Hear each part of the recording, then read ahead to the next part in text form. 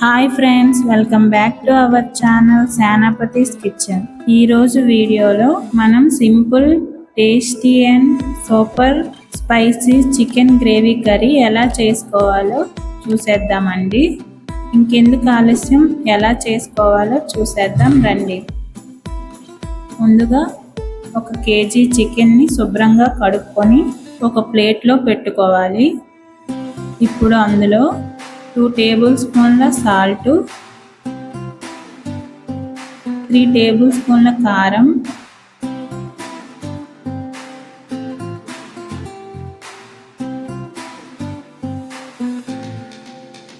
కొంచెం పసుపు,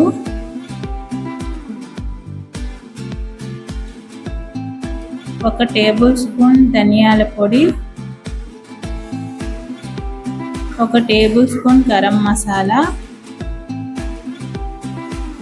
1 table spoon అల్లం వెల్లుల్లి పేస్ట్, 3 టేబుల్ స్పూన్ల పెరుగు,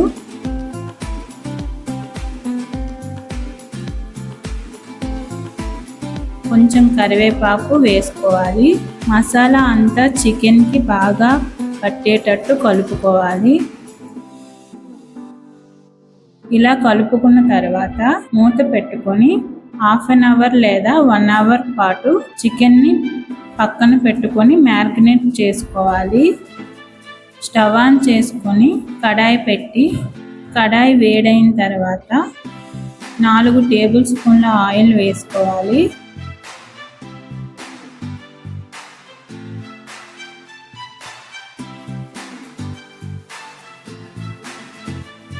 అందులో 4 లవంగాలు, 2 యాలకులు, 2 బిర్యానీ ఆకులు, చిన్న దాల్చిన చెక్క ముక్క వేసుకొని వేయించుకోవాలి. ఇప్పుడు అందులో కట్ చేసుకున్న 4 పెద్ద సైజు ఉల్లిపాయ ముక్కలు వేసుకొని ఒకసారి కలుపుకోవాలి. ఉల్లిపాయలు తొందరగా వేగడానికి కొంచెం సాల్ట్ వేసుకొని అందులో కొంచెం కరివేపాకు,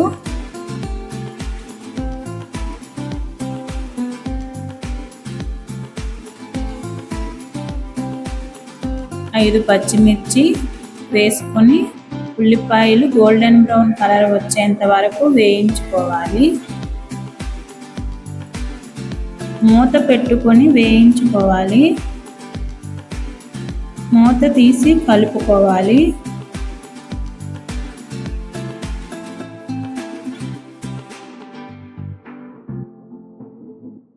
అవి వేగాక కట్ చేసుకున్న 3 మీడియం సైజ్ టమాటో ముక్కలను అందులో వేసుకొని వేయించుకోవాలి.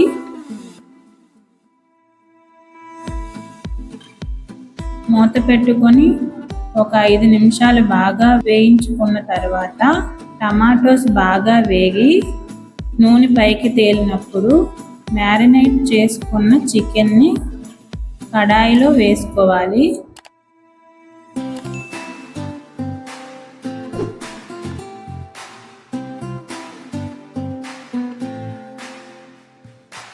దాన్ని ఒకసారి బాగా కలుపుకోవాలి.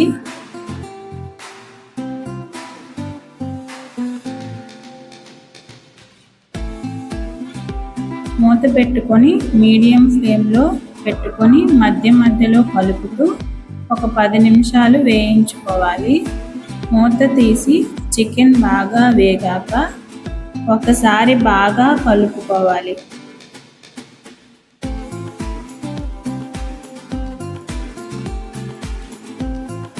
1½ గ్లాస్ వాటర్ వేసుకోవాలి.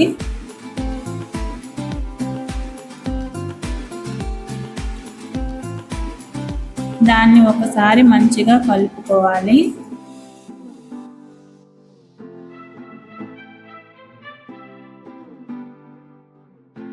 ఇప్పుడు మూత పెట్టుకొని మీడియం ఫ్లేమ్లో 15 నిమిషాల పాటు ఉడికించుకోవాలి. మూత తీసి చెక్ చేసుకోండి.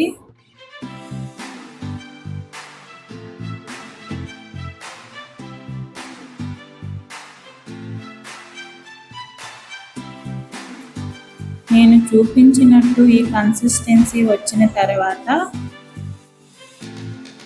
లాస్ట్లో కొంచెం కొత్తిమీర వేసుకోవడమే. అంతేనండి, ఎంతో టేస్టీ, సింపుల్ అండ్ స్పైసీ అయిన చికెన్ గ్రేవీ కర్రీ రెడీ. దీన్ని వేడివేడి అన్నంతో కలుపుకొని తింటే ఆహా అనేలా ఉంటుందండి. మీరు తప్పకుండా ట్రై చేయండి, మీకు తప్పకుండా నచ్చుతుంది. మీరు ఈ రెసిపీని ట్రై చేసి మీకు ఎలా వచ్చిందో కామెంట్ చేయండి. ఒకవేళ మీకు ఈ రెసిపీ నచ్చినట్లయితే లైక్ చేయండి, షేర్ చేయండి. ఇలాంటి రెసిపీస్ ఇంకా కావాలనుకుంటే మా ఛానల్ని సబ్స్క్రైబ్ చేయండి. Thanks for watching.